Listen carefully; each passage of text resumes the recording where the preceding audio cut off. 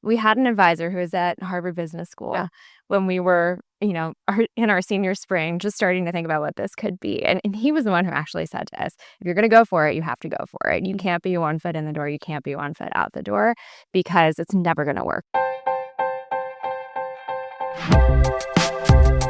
Hi, I'm Sally Christensen, the founder and CEO of Argent, a women's workwear brand. And this is Work Friends, a podcast for those who take their work, but not always themselves, seriously.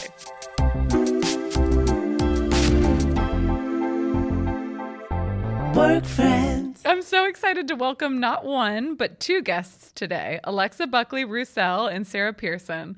They are the co-founders of Margaux, a truly one-of-its-kind shoe brand they launched 10 years ago when they were students together at Harvard. Margaux has disrupted the footwear industry, one that's historically male-dominated and very traditional, with a timeless, thoughtful approach to style, fit, and how the business is run. Also, the styles are incredibly chic. The loafers and ballet flats are my personal favorites, and they come in an inclusive range of sizes. I'm also very proud to share that the Argent and Margaux collection drops this month, a capsule of 3 styles that take you from workday to weekend and beyond.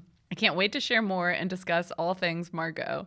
Now on Work Friends, Alexa Buckley Roussel and Sarah Pierson. Hi, Alexa. Hi, Sally. Thank you for having us. This is so much fun. I'm excited to have y'all here. And hello, Sarah. Hi, Sally. We're so excited to be here. Y'all are, first, duo that we've had. Oh really? Okay. Mm-hmm. Which I'm really excited about. New challenge for me. But also, I have known you both the longest of anyone that we've had in the hot seat. Well, also, we're overdue for a catch-up, so this is so fun. I know, we've already spent about an hour just catching up, and I could use about 10 more. So we'll see if a recorded version is meaningful. Well, we're honored to be here, so thank you for having us. So first, I want to start with how we met. Do you guys remember?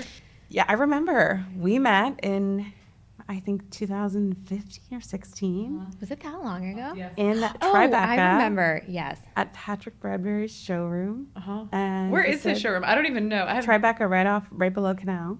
Really? Yes. It was that garden level apartment in the bottom of an apartment building, and it was this maze of product and brand. And I don't think we even talked to you then, but I remember seeing you walk past. Briefly, yes. Patrick introduced us, and you were launching around the same time, maybe a few weeks or a few months after we did. And so we were on kind of similar trajectories from the very beginning. Yeah, I didn't live in New York at the time, so I would just shuttle around the city and not really have any sense of what's what. And now that I live here, I obviously know the city much better. But I vividly remember meeting you both. And I remember that showroom because he had all his brands on display, and he had Margaux products set out. Yes, which for us was one shoe. One shoe and 15 colors. And then I remember 2 years later coming to San Francisco to open our first pop-up and reaching out to you. And we had a meeting, the two of us. And you were holding your baby and taking the meeting. And I remember thinking, this woman is incredible. I want to be her friend. And what a funny part of my journey that I really have forgotten about. When I had Charlie,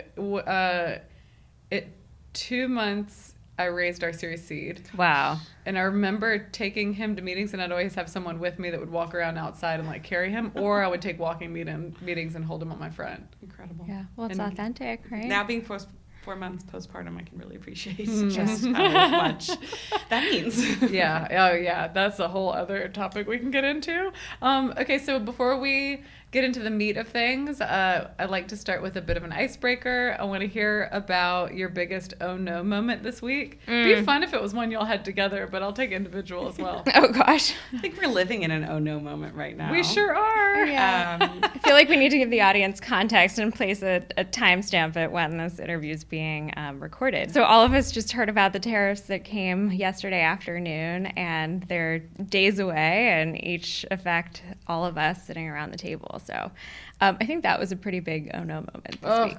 God, it's triggering, yes. Yeah. I think a lighter oh no moment I was thinking about is I think all of our best, funniest oh no moments have related to the opening of stores. Yep. I think we have learned from the very beginning that there is truly nothing more humbling than opening a retail store. From Sarah and I assembling the furniture the night before opening and accidentally bleeding on the carpet because of the power tools we were using, to having the fire marshal come to the store 7 minutes before the opening party where hundreds of people were invited for us to pass code 3 minutes in time for opening, to opening last week in LA and the shoes that were supposed to arrive for the opening didn't. Oh, you had a store opening at the platform in Culver City, We did, California yeah. last week. I Yeah. saw that. I wish I could have come to that. We used to live in Culver. You did not. Right there. I could have walked to your store. Oh, Oh we my love gosh. it. Yeah, Culver it's City is such a awesome. dream. Oh, I'm so happy. That's a Yes. fun little pocket. Opened officially last week, but we soft opened 2 weeks before. So we've kind of been in and out of LA, getting the feel for the store and learning about the customer and who's there. But it's been so fun for us because we haven't had a store in years. And so getting back into retail kind of with who the brand is now and what our product is now and who our customer is now, it's amazing. Yeah. Oh, that's so exciting. Is it a long-term lease or is it a short-term? Do we know? We're there for 6 months and then we get to choose our Oh, destiny. that's We'd love great. to stay, and if not, figure out what the best place in LA is for us. I mean, I could go on and on about retail, but I agree that it's very humbling. And early days was really opportunistic. So it'd be we have this space in a Yeah. place nobody wants to be in. I'd be we'll take it, Oh my gosh. I dream about your Georgetown store. Oh, our Georgetown store is really exciting. But it took so many failed attempts at retail, I think, for us to get it right. We've always Us had too. it. Oh, yeah, it's always been built into both of our business models in some capacity, Totally. I feel like, and it's kind of necessary when you're building a direct brand. Yeah. But we have done everything wrong, and then COVID happened, and we kind of had the luxury of getting to sort of step back from our stores. Yeah. We closed 4. That's exactly like us. Yeah, and now we're so analytical when we look at store openings. Totally. Sometimes you have to do everything wrong in order to figure out how to do it right. And so I feel even though you make those fumbles early on, you end up getting better at what you do because of it. I think that micro failures are absolutely necessary, and it's a luxury that female founders are not afforded. No. There's a lot to unpack there, but we're just so severely underfunded against our ideas, and it really takes money to get the brand out there, launch a brand for awareness. It's such an unfair competitive advantage, and people don't realize that. Mm-hmm. And as founders, we're constantly making the calculation of, is this risk? Could it be fatal? And as long as it's not, fatal. Yeah, it does make you more risk averse as a founder to know that you don't have the same cushion that maybe others do. Men. We have a lot to talk about on the business front, but before we do, I want to hear about where you both grew up and what were some early examples of work in your lives, and what were you dreaming about in terms of careers for yourselves? Well, I want to hear your answer to that question. Oh, great. Okay, I'll start. Let's see. Grew up in Hardyville, South Carolina on a farm. My mom grew up in South Carolina too. My great-granddad moved the family there. And then we spent our summers in Turkey. And all I really wanted to do was work. I would go to work with my dad, who sold rugs. He started his own rug business here because he used to work in the bazaar in Turkey. And it was before the internet, and I would sit at work with him and stare at a stapler and a piece of paper and be all I want is this for myself. And then I graduated into having a lemonade stand. I sold piggy banks. I sold horseshoe picture frames. But Argent was really born from the fact that I didn't have a lot of female role models in terms of work and what work could be. And so much of what we're doing as a brand is trying to offer representation, because I didn't know that I could be an executive at Nike, for example. I absolutely probably would have pursued that path had I known that was an option. So really, we're all about representation and reinforcing the fact that we can have a female president. We can have women in every, part of work. So that was me. Your turn. I grew up in Philadelphia. I think not dissimilar to you, finding ways to make money and be my own little entrepreneur was always the story. I had so many lemonade stands. I figured out how to babysit starting really young. Oh, yeah. I was a camp counselor. I moved to North Carolina for a summer to work for a teacher who taught entrepreneurship. Cool. I think because my dad spent his life working with entrepreneurs, that was sort of always in the background noise of my life of kind of, what does it mean? What is that? How could I be that? What did he do? He was venture capitalist. Oh, I didn't realize that. Okay. Yes. When we were at college, I sort of was in the same vein. I worked for the only teacher who taught an entrepreneurship class. It was like his TA. I volunteered. He obviously wasn't going to pay me to do that. And helped run a startup competition. It was always this noise of I would love to be a part of this, but I don't know if I could actually be it. And then I met Sarah. And here we are 10 years later. What did you study? Did you say that? We both studied history. Yeah. Oh. Mm-hmm. Yeah. So not really setting us up to sell shoes, but No. here we are. Can't hurt you. No. And headed down very different paths, and we can get into that later, but we did not think that we would be selling shoes. No. And I grew up in a small town outside of Orlando called Winter Park, and work for me was really defined by like my parents' relationship to work. So they were both orthopedic surgeons and incredibly smart and talented people, but their work by default of what it was all consuming. And so my mom actually was a trauma surgeon. And, you know, in my like earliest and most formative years, she would get called in on Christmas, or she would be gone for a surgery that took 36 hours. And so work kind of had this like Herculean effort attached to it. And my parents were so funny. They were like, you can be anything that you want, but you can't be a doctor and you can't be a lawyer. And so, you know, working for me was always like this carte blanche of like, okay, what do I want work to be? And I always had this like funny tension between like right brain and left brain. And I think in my like soul was a very creative person, but I didn't know how that translated to kind of being like a human in the world. And I think in my like early years, I probably thought that I was going to be like an architect, or I thought that maybe I would like follow my parents down their path. And it really wasn't until I got to college and kind of saw what other people were doing who were like me, who were interested and wanted to be stimulated and solve problems and all of those things, that like my kind of view of what work could be started to open up. And we hinted at this earlier, but Alexa and I were headed down a very different path when we decided to start Margaux. So I had signed up for a job in consulting. Alexa had signed up for a job in venture, and it wasn't until our like senior spring, just days before we graduated, that we decided we were going to not take those job offers and start Margaux. I didn't know that. Well, how did Yes. so you both went to Harvard. How did you initially connect? What was your... We met, as the story goes, very serendipitously at a cab stand. We were both going the same place. We ended up sharing the cab. We became friends. What year? Freshman year. Freshman year, so 2010. We were like Yeah. 8 weeks in. Yeah. It was really cold. We were in Yeah. Boston. We shared the cab. Yeah. We became roommates and really close The friends. next year? The next year. Oh, that's Yeah. so sweet. And we, you know, during this time in our senior spring, had both done these internships and seen it, living in New York City, especially this thing that women do, where they wear a pair of shoes to get them somewhere, and then they change to another pair when they get there. And they had these ornate racks under their desks of shoes and drawers. And it's this really funny realization of, oh my goodness, why do we have to do this? Like, we should have a beautiful pair of shoes that does both for us. It makes us feel really chic and dressed and confident, but also we can walk 10 blocks and take the subway and go home and go out to dinner too. Yeah. And I think the promise and the opportunity of that product, and also at that time in 2014, the idea of that brand that would celebrate comfort in a world that was not often sexy or cool or chic to be comfortable, felt like something so excited we couldn't walk away from it. And so, like, as a shock to ourselves and our parents, decided to call our employers and say, guess what? We've fallen in love with this thing. We really think there's something there. We're probably crazy, but we're 22, so that's okay. We'll figure this out. And we moved to New York. We got an office in Soho. It's just the two of us. I mean, no that's so windows. awesome. And Yeah. we figured it out little by little and made every mistake along the way. Yeah. Meanwhile, my parents were like, "You're doing what?" And not doctor, not lawyer. No, I did follow your rules. I mean, how stressful was that? Were you nervous to have conversations with employers that you'd already signed agreements? That was one of the more terrifying moments, I think, of both of our lives up until that point, where, I mean, you're 21, you don't know anything, and you're like quaking in your boots, calling your manager who gave you this amazing job offer, and you're like, am I crazy? I think I'm crazy, but I'm still going to do this thing.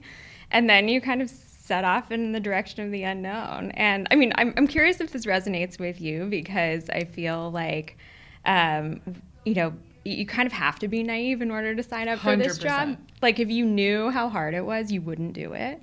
And so almost by being that young and that naive, it set us up to just kind of have this like can do, will take on anything attitude that really like maybe ended up paying off in the long run. I can only imagine how your potential employers reacted to, because I can think of myself being like, oh, they're so young, you know what I mean? Like, and I mean, you were right. We were. You were right. Yeah. I mean, fast forward to now. I think that starting companies takes a combination of qualities. Naivete is like chief among them to just initially get started. But for me, I had to quit my job altogether. And kind of just release any sort of like fallback plan, because if and I remind had me where you were again. I was working at Cisco. Yeah. Okay. And I was living in like on the peninsula in the Bay Area. Yeah. And I had this idea, but I had no time at all. And I also knew that if I started on the side, it just wasn't a reality. Yeah. Yeah. It's like it takes naivete. It takes crazy delusion, grit, and commitment, because it's like these huge mountains come and you're not going to be able to get over them around them. You're quite literally going to have to figure out how to get through them. And if there's a fallback plan, you're probably not going to figure it out. Yeah. And there is something about that, like committing to it fully as opposed to having one foot in the door and one foot out of the door, that kind of allows you to take it on with that level of dedication. And I remember we had an advisor who was at Harvard Business School when we were in our senior spring, just starting to think about what this could be. And he was the one who actually said to us, if you're going to go for it, you have to go for it. You can't be one foot in the door. You can't be one foot out the door, because it's never going to work if you live that way. You're not going to be good at your job. You're not going to be present at your job. And you're also not going to be able to see this thing through. We've all probably been asked for advice over the years, but the number one piece of advice that I give to wannabe founders is you have to have complete conviction in your end goal.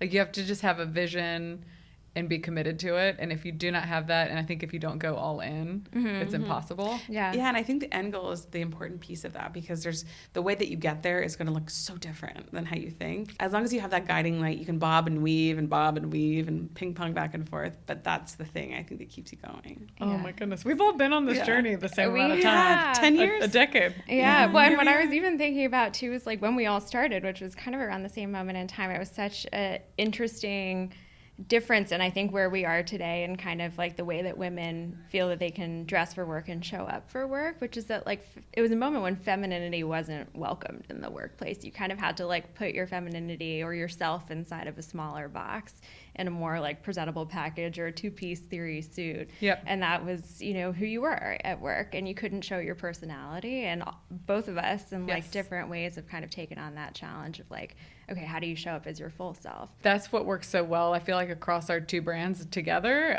is that it is about leveraging dress, not only confidence, but also to like reinforce your personal brand. So how do I use this as a tool? Because it very much matters what you're wearing, and no one was really catering to that. And we were really, I think, being encouraged to be muted, to your point. I didn't know. Some of this is very fun. Going back to what Alexa said about comfort, I feel so cliche, but I remember wearing Margaux shoes to an event at the White House and then walking home for over a mile. And then I think I texted you immediately and was like, these are the most comfortable shoes of all time. My favorite selfie I've ever gotten was you and your feet at the White House floor. Just my feet was size 41, 42. It was beautiful. Nobody needs to see those, but my feet. But Margaux has been to the White House.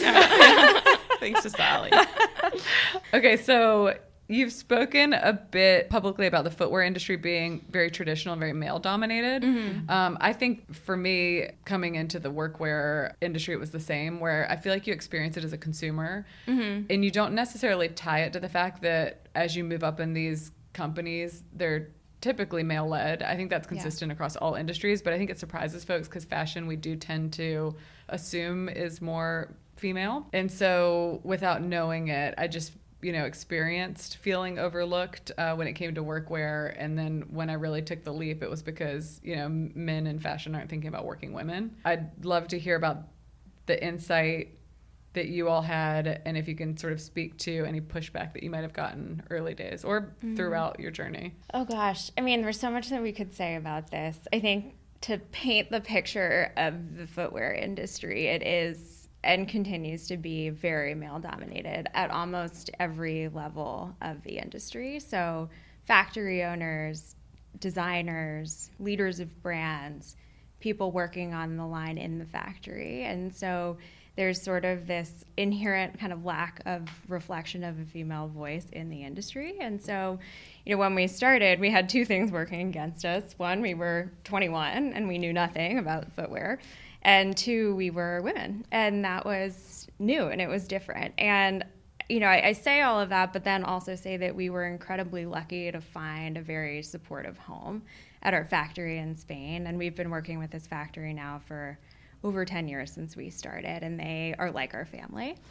And in a funny way, this factory, I think, has a little bit more parity than a lot of other factories that we've seen along the way, in that they have female technicians, they have women working the line, women are working the back office and the front office. And I think that maybe they could see in us what they saw in themselves and what they wanted to see in the industry, and they really took a chance on us. I mean, all we had was a dream. We had nothing to show for it. And that's been a big part, I think, of our success, which is not only are we designing for ourselves and our team and our customers, who we kind of understand intrinsically because we are a customer, but our designers and our technicians are also women, and they're wearing the shoes on the factory floor. And so they really understand what a comfortable product means. They really understand what good design means, and that we don't want to have to sacrifice comfort for design and vice versa. And how do y'all break up the workload? Between the two of us? Yeah, well, I guess, when you got started, was that part of the consideration? Like, I'll take this part of the business, you take this part, or we want to do this and we'll just figure it out? Like, how did you land on your role? It was very much the latter. We want to do this, we will figure this out. I mean,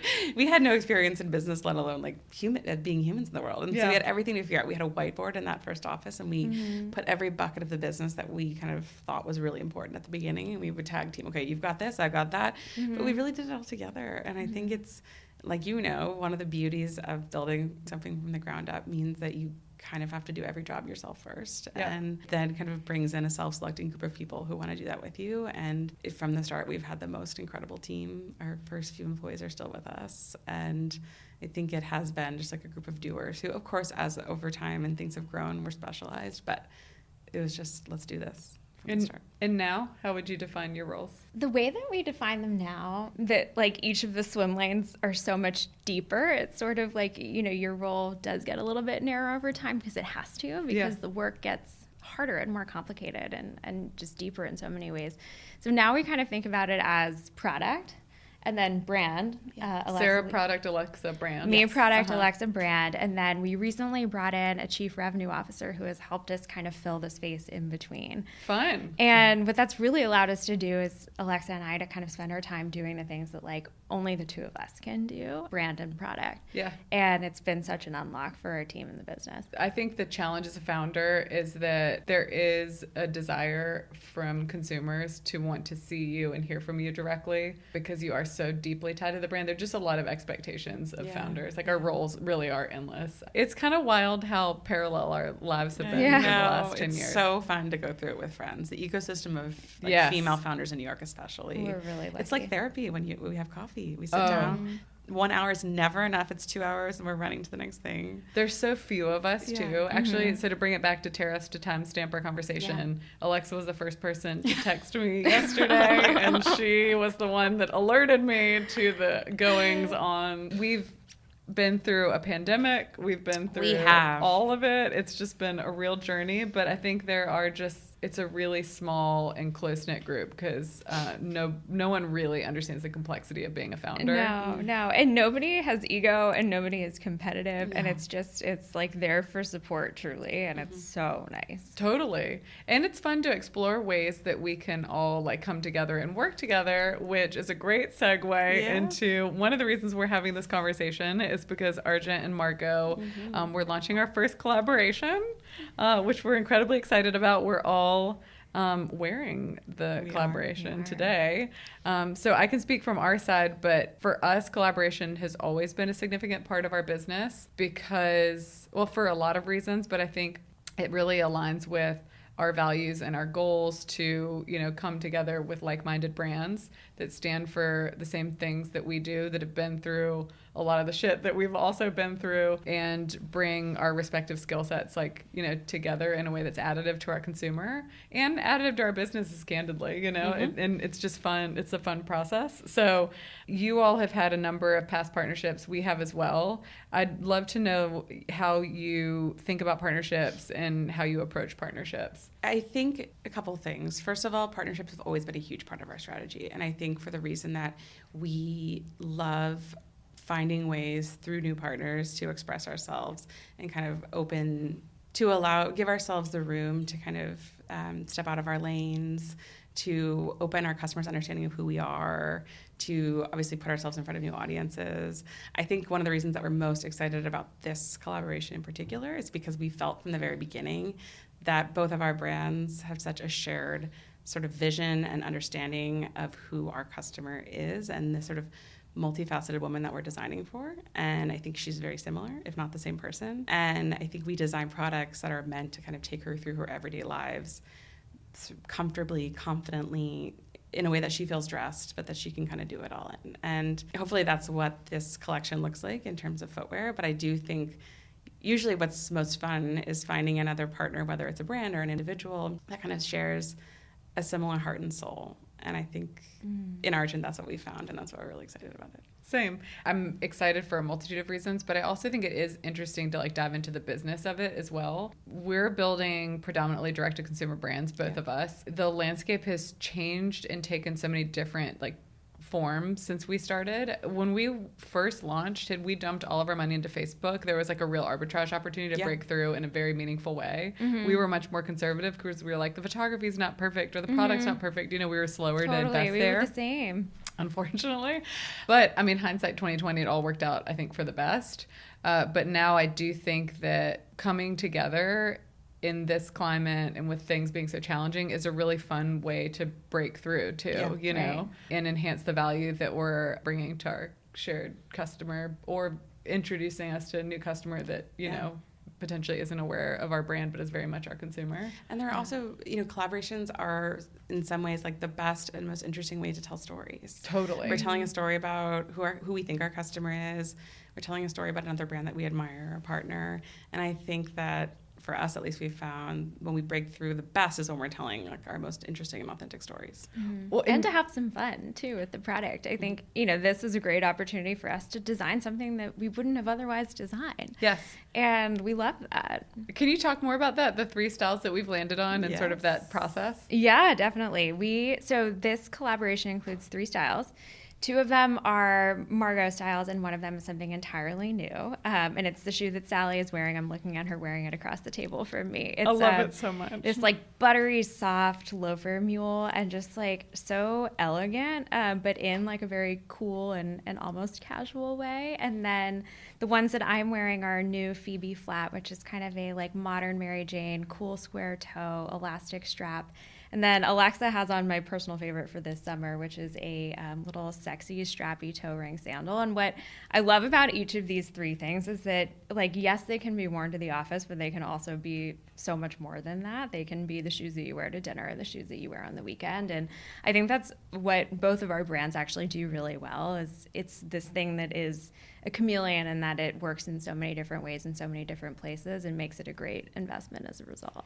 Yeah, I think the shared pillars of our 2 brands are functionality, versatility, which you just highlighted, style and quality and comfort. And I feel like we're certainly bringing that to life across this, you know, these 3 designs. I'm super excited about them. Do you have a favorite? The ones I'm wearing. Yeah.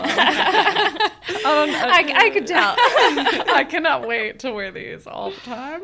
But even in just listening to you talk about it, it is fun. Like, it brings me a lot of joy. There's so many challenges. There's so much that's stressful with what we do. But right now, for me, I don't know that I've ever had as much fun as I am building Argent. And that's a weird thing to say in this climate, but it's because I'm reminded on a daily basis how cool the women that we dress are, including the 2 of you. And then to be able to come together with people people that like I've been on this journey with that I really have a great time with, that I like never have enough time with. Yeah. And to be able to work together on something that is good for business, like it just checks every box. Totally. But it's nice having that like autonomy. Yeah, you know, it is. and, I mean, Yeah, we you say got to this- lean into the joy, especially when life is stressful. It's like Yes. joy is the only thing that will counteract that. yes. We say this all the time. Like, we're so lucky to work with people that we love, and it starts with our team. But it's also the partners. Like, this is fun to get to work with your friends, and I think we're gonna have a really fun event too. Yeah, same. It's going to be, hopefully the start of something. Yes. I've heard whispers of a martini tower. Is that real? Yeah. I have to run that by you, but yes. Yeah, I'm in on everything. You'll learn quickly. So far, they've thrown like 3 questions my way. But I'm like, yeah, that sounds good. That's fine. Sure, that's good too. Okay, so Sarah, you mentioned in a New York Times article that as the brand has matured and we've matured and our taste has matured, we continue to design for ourselves. So how does that look for both of you? And how else are things flowing naturally today in business? And what's still like a struggle that you guys come up against? Sorry, just a loaded question. Let me. I mean, I won't add any we more. can unwrap that in many layers. I think where I'll start is the kind of the point about designing for ourselves. And I think this is a lesson that Alexa and I have had to learn and learn again. You know, the world keeps teaching it to us when we forget the point of the lesson, which is that our best like products and moments as a brand come from moments when we're most in touch with like what we want as customers and as people and as women in the world. And every time we do that and every time we listen, we really end up in a place that feels not just like authentic to us, but resonates with our customer. And you know, going back to where we were 5 minutes ago, it's because our customer is us. Yes. And it's the same with you too. Your customer is you. And you have to kind of trust your instincts there because you are your own customer. And so, as we kind of think about growing the business, we've just leaned more and more and more into that. And it's made, I think, growing and building and leading feel almost more natural as a result, which is also to the point of what you were saying in terms of like it's been more fun than it ever has been. Stressful but fun. And I think we feel that too in maybe a similar but slightly different way, which is that it feels more natural. It's stressful, yes. It's taking everything that we have, yes, but it's also natural because we're showing up as the people that we want to be, making the product that we want to make for customers that we really love. I intentionally made the choice to go into the corporate world before starting a company, and you guys took a different path. And I talk about this a lot because I just don't think that there is any sort of like set standard in terms of what's right and how to pursue starting a company. But I will say that I think we've both been on the same journey, and I think we all go through a similar journey in entrepreneurship where when you start, you feel it's it's lonely in general, but it can be very isolating and you're more vulnerable early days. But I made the mistake of trusting the experts early on. Did y'all ever do that? Like you give up your power to, someone who comes in and is an expert on product or brand or this, that, and the other? Or do you feel like because you had each other that maybe you were able to talk yourselves out of doing that? I'm curious what you would say. I don't know if there was ever a moment where it felt like we were giving up our power, but I think there are 2 things that come to mind. One is that there were moments in time when we lost that connection to ourselves and we were designing what we felt the market was telling us we needed to design. And that sold well and it did fine, but I think it lost some of the spark for like the 2 of us as people. And that's a very funny place to be. And it really actually took the pandemic and kind of getting back in touch with like ourselves as people and as shoppers and as customers that kind of allowed design to return to a more authentic place. And the second thing I think too is related to fundraising, which is, such a interesting can of worms that we can open up talking about, fundraising as female founders. But I think there's a temptation to shape yourself in a certain way to kind of fit the mold that the venture industry wants you to fit, especially at the time that we were all launching and kind of raising our first few rounds. And so I think the temptation and the question was always there of like, is that who we need to be? Is that the kind of business we need to build?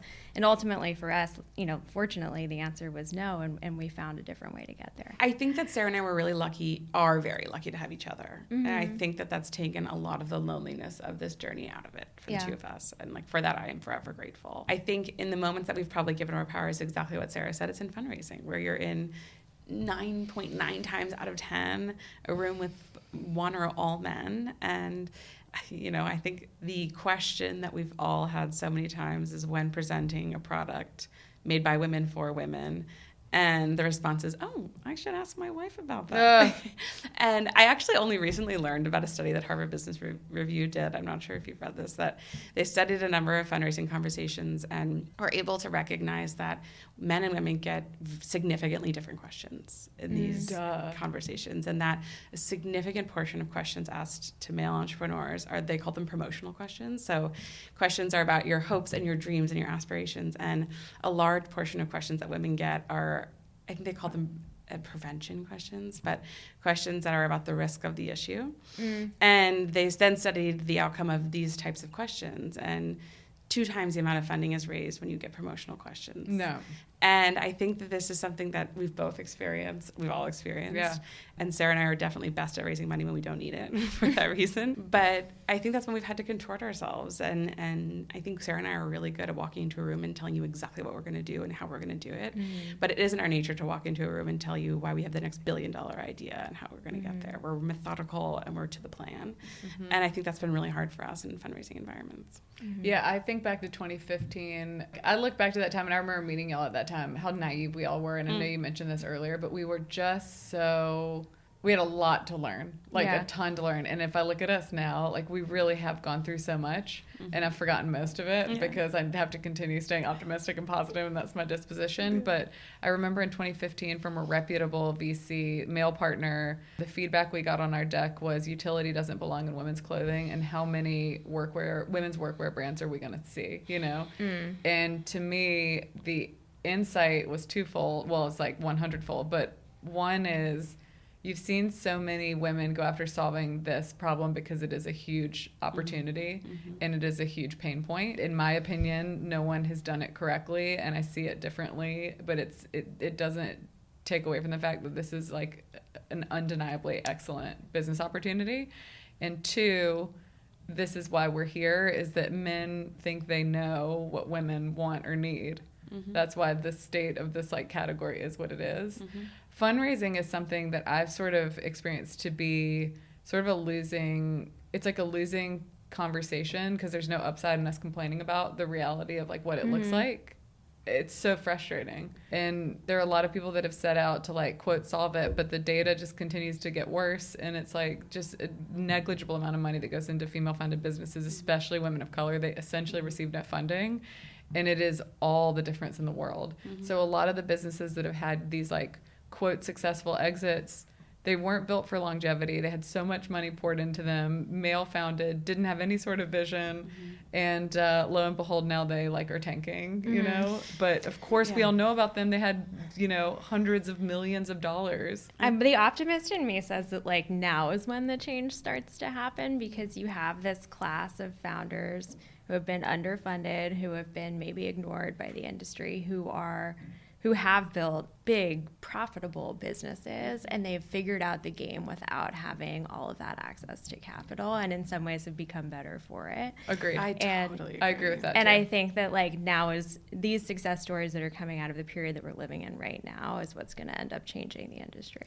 And I think we know, in crisis, cream rises to the top. Yes. And women are really good entrepreneurs. Yes. And we have been taught how to build smart, scrappy businesses because we have to, and the world has asked that of us. And I think that if we can all keep our cool and stay focused and use each other, now's the time. I agree with that. Yeah, it's an exciting time for women in general. I think women are standing up, showing up in a really important and meaningful way. And I think that the biggest gift you can give me is to not believe in my ability to win. Totally. And let me prove you wrong. Correct. And I also think the solution to your point earlier is this is when relationships between female founders and between mentors become so critically important. Yeah. I remember, every time we've raised a round, I've called you and said, hey, we're about to raise. What do you think? Do you have any ideas? Yeah. And I think when we started the business, we've recognized how sort of pay it forward the community is, especially of all founders in New York. And we try to do that whenever we meet a young entrepreneur because people did that for us. Yeah. And so I think that's when, whenever we can sort of step in and take a coffee so many people have done that for us. Yeah, and I want to flag something you said earlier about just fundraising, because I do think women that are setting out to start businesses have to recognize that those are fraught conversations. I've heard so many female founders that are told, like, when are you hiring a CEO for like creative founders that are already having business success, and like business on paper is like a slam dunk, and yet they still get pushback. And the other thing is, I think in our shoes, we're able to give new founders a gift in that we can offer like our belief in their idea. And I've recognized, for me at least, if I can have one person I respect believe in what I'm building, that's all that it takes, because it is a really challenging environment. Yeah. And so, yeah, and then I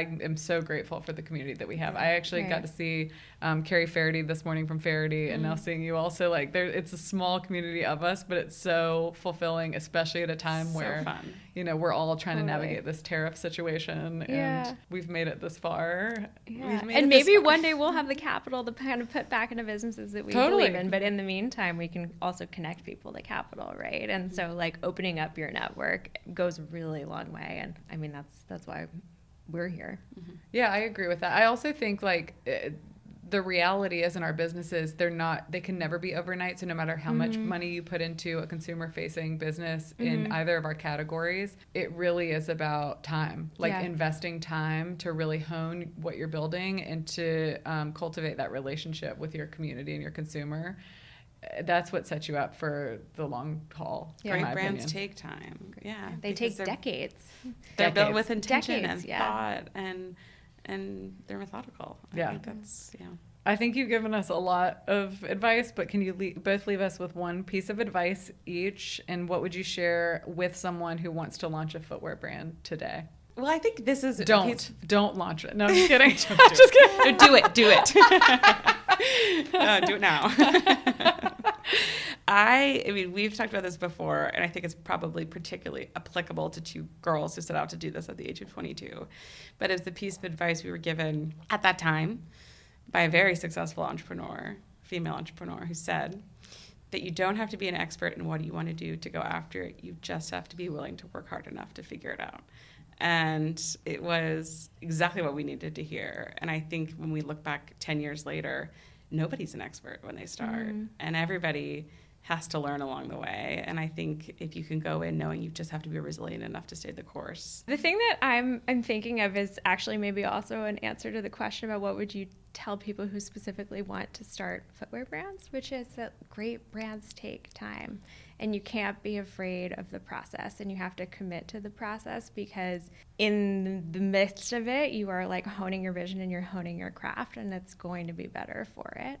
And I think there's a temptation sometimes to want something that is an overnight success or a quick success, and to not want all of the like messy middle that goes in between starting something and seeing it through to the finish. And that's really where great brands are made. Recently, for the past few months, I've been getting asked, wow, like, you're like an overnight success. How did you do this with your brand? And I'm like, 10 years. Very overnight. Very overnight. Thank you so much. All great stories are like that, right? Yeah. It takes a decade to get to this point. Like, it really does. I think it takes a solid decade to get to, like, okay, we have product market fit. And you alluded to this earlier, Sarah, but I also think that, like, with every stage of the business, there are actually really consistent stages for all companies in terms of size, but it just gets harder in a lot of ways, you know, it's like, because as you scale, they're just different challenges, but the target's also moving, and that's what's so fun. It's like a new job every year, every month. And I think to what Sarah said, it's like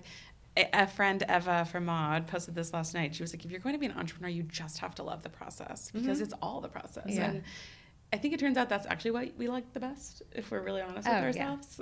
We're best under pressure. We are terrible at coasting. We're really good when, like, that's what's required of us. Yeah. And I think that's probably how we've made it 10 years doing it. Totally. Yeah, I was told I was like a cockroach, and someone was really offended that overheard this, and I was like, this is the highest compliment I can receive. It is resilience. Yes, totally. Exactly. Yeah. We actually had a really fun conversation earlier this week, and someone was pushing us to, like, kind of dream big, and she was like, Alexa, Sarah, it's easier to grow 10x than it is 2x. Like, what do you have to do to grow 10x? And it was such an interesting thought exercise to be like, wow, okay, like what would I do if I was shooting for 10 times where I am today than just 2 times. Who said this? Is it your new chief revenue officer? No, Part-time chief merchandising officer. Fun. You're listening. working on making that full time. She's extraordinary. Pooja, if you're listening to this. We love you, Pooja. And we did this exercise. On the record. Yeah, on the record. We did this exercise where we took pieces of paper. We had their sort of biggest goals for the year. And instead of 2xing it, we did an exercise where we put out all the things that would happen to 10x these goals. And it turns out that a lot of those things weren't crazy, and we're taking bits of them. We have to, break them down and make them into more bite-sized chunks and goals. But I think it's another thing that we've continued to learn is that as everything gets busier and the pace of everything gets faster, how we carve out time to dream, it becomes like increasingly important because it's easy to kind of stay reactive or just think about the next thing. And it was like the best start to the week we've had in a long time. Yeah, it's amazing. That's so fun. I mean, I think personally and professionally that's applicable. Like it's like taking the time to dream up where you're going. Yeah. And the more time you spend just envisioning it, the more of a reality it has the chance of becoming. Absolutely. Okay, closing segment. My favorite game of Would You Rather. Oh, okay. fun. Are we ready? Yes. I'm nervous. I'm a gut, so I'll go quick. I was supposed to talk to Marie Claire, which I might. Oh, no, I'm good. Okay, great. Oh, this has flown by. Yeah, how Wow. long? Okay. All right. Would you rather flats or heels? Flats. Heels. What? Oh. That's Sarah. I have such a heels going. You know that. But you're wearing a great flat. Flats for me. Everyone knows that. Would you rather get dressed with shoes first or shoes last? Last. Last. Really? Yes. Mm-hmm. They're the cherry on top to an outfit. Sometimes you have them in mind. I'm thinking logistically maybe. Yeah. But yeah, okay. I dress first. Okay. Would you rather have a shoes on or shoes off household? Shoes off. Off. We live in New York. It's kind of disgusting. Yeah, very off. Very off. I have my inside shoes. Would you rather go back to school? Do y'all have inside shoes at Margaux? I do have it. No, not at the office, but at my house I have product inside line. shoes. Sorry, not rapid Inside fire. shoes for all disgusting New Yorkers. I mean, I like a good inside shoe. Would you rather go back to school to learn a new skill or teach what you know to a class of newcomers? Learn a new skill. Teach a class. Oh. Would you rather only answer emails with emojis or only answer calls on FaceTime? Hilarious. Only answer emails with emojis. I absolutely love emojis, and an anonymous FaceTime feels so terrifying. Oh gosh, I think emojis. I love this question. Emojis. I think I'm a FaceTime person. Oh, really? I'm like a phone call person. That's quicker to me, and it's not. Like if you actually type it, not at all. But yeah. We'll do it for a day and see what everyone thinks. I know we should test it. But no, who's FaceTiming? Randomly. Would you rather write a great piece of feedback or receive a great piece of feedback? Receive a great piece of feedback. Receive, yeah. Both. Would you rather accidentally leave your mic unmuted or your camera on? Oh my gosh. Ooh, on Zoom? Mic unmuted. Mic unmuted. Whoa. Camera on. Okay. It's Is it following you around though? Says a lot. Says a lot. It means I'm running my mouth. It means I'm running my mouth.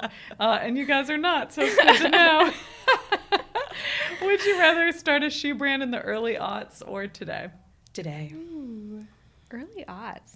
Knowing what I know now. Yeah, totally. It's a hard time to be a woman in the early aughts. But that's why it makes it good. Yeah. It was. There was so much more opportunity though. Like think of when we all started our brands even. There was so much more opportunity. Like within a decade, it's just continues to get harder.